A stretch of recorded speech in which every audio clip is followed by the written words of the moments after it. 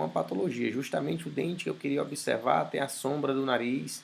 Se eu quiser fazer com que essa sombra do nariz não apareça tanto, eu posso elevar um pouco da radiação, expor uma radiação maior, e aí, como é um tecido mole, vai, digamos assim, queimar, vai passar mais facilmente. Em compensação, eu tenho que ver como é que vai ficar os dentes, se não vai escurecer demais as estruturas que eu quero ver.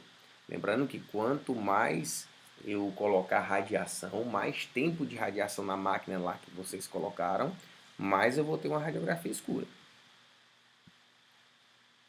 Ainda nessa região anterior eu consigo observar a espinha nasal anterior, essa protuberância óssea aqui que tem na base da cavidade nasal. Mesma radiografia. Olha como é fácil estudar esses reparos anatômicos. Eu até agora já falei de uns 5, 6 reparos anatômicos ou até mais na mesma radiografia. Então vamos aqui dar uma revisada. Eu tenho aqui os dentes, inclusive eu tenho esmalte, eu tenho dentina, eu tenho polpa, eu tenho ligamento periodontal, eu tenho lâmina dura, eu tenho aqui crista óssea alveolar, como eu também tenho aqui a crista óssea alveolar. Eu tenho a espinha nasal anterior, que é o reparo anatômico que a gente está tratando agora. Aqui em cima, como a espinha nasal anterior fica logo abaixo da cavidade nasal, aqui em cima é a cavidade nasal. Isso aqui é o assoalho da cavidade nasal. Nessa radiografia não dá para ver a cavidade nasal, mas eu consigo ver a espinha nasal anterior. Certo? Outra estrutura bem importante para a gente é a sutura intermaxilar.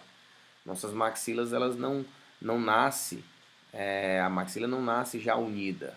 Ela tem uma sutura, né? É importante saber por quê.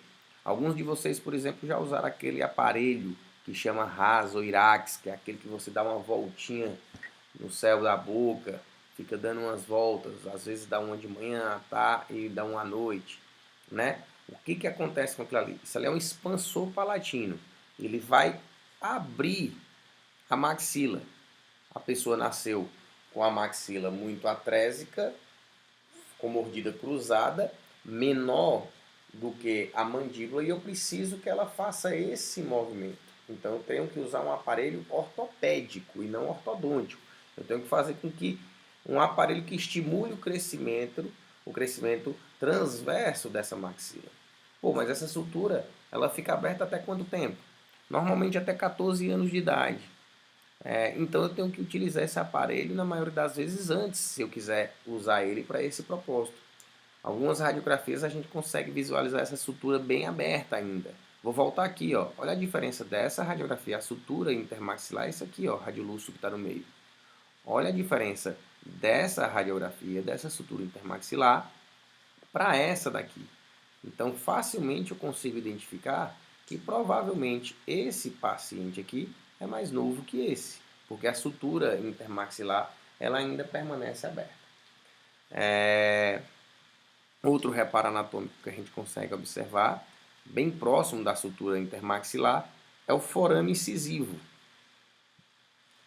Normalmente o forame incisivo ele fica localizado entre o ápice dos dois centrais, certo? Então, eu vou procurar o ápice dentário dos elementos centrais e eu tenho uma área radiolúcida nessa região. Isso não é nada patológico, isso é um forame incisivo. Professor, por que o forame incisivo está marcado aqui em cima? Eu não consigo nem identificar. Olho para essa radiografia aí do lado direito da tela e não consigo nem identificar. Está aqui, eu vou identificar para vocês. Isso é o forame incisivo. Ô professor, mas você acabou de falar que ele fica entre as raízes e aí as raízes estão lá embaixo. Mas se vocês repararem, essa radiografia está acontecendo um probleminha, né? Está acontecendo uma reabsorção radicular externa de todos os dentes dessa região. Olha o que está acontecendo aqui com essa radiografia. Se eu observar, a coroa chega a ser maior do que a raiz. Então isso aqui houve uma reabsorção. Se eu imaginar que essa raiz, do tamanho normal dela, vem até aqui, mais ou menos, então o forame incisivo estaria entre o ápice dessas duas raízes, o ápice desses dois dentes. Certo? Sutura intermaxilar, a gente já falou. Eu tenho uma estrutura que chama fossa lateral ou fosseta mirtiforme. O que é isso? Aqui nós temos a eminência canina, né? E se eu baixar um pouco meu dedo para a região anterior, vocês vão ver que ele vai ter um afundamento na região de lateral. essa área aqui ela é menos espessa do que a protuberância na região canina, né? Então, às vezes eu faço uma radiografia e isso aqui fica mais radiolúcido, porque é mais fino, certo?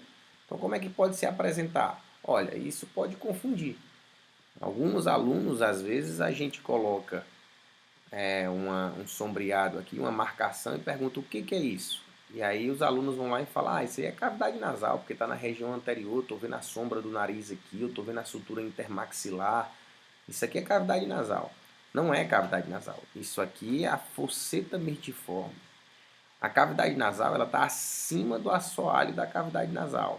Né? Eu não estou vendo nenhuma área radiopaca aqui embaixo que possa sugerir que é o assoalho, que é a cavidade nasal. Como isso aqui, ó. Cavidade nasal está aqui em cima. Eu tenho que ter uma área radiopaca. Olha esse outro lado. Eu não tenho essa área radiopaca embaixo. Isso aqui é a fosseta mirtiforme. Isso aqui é cavidade nasal. Isso aqui seria a fosseta mirtiforme e em cima cavidade nasal. Em algumas pessoas a gente não consegue identificar tão bem, certo? Então cuidado para não confundir essas estruturas anatômicas. Bom, chegamos no seio maxilar. Seio maxilar, ele tem algumas variações, né? Ele pode ter extensões. Então, o seio maxilar, eu coloquei até uma radiografia panorâmica aqui para vocês observarem isso. O seio maxilar, normalmente, ele vai lá da região posterior, chega até o primeiro molar, e na região de pré-molar, ele começa a subir. Então, ele não vai tanto na região anterior, tem a cavidade nasal, né? E normalmente ele não está presente em radiografias de canino, mas pode ir em suas extensões, pode acontecer. Por isso que primeiro eu preciso entender o que é mais comum, mas eu preciso entender também que isso pode acontecer. E quando acontece, a gente chama de extensão. Qual é o nome dessa extensão?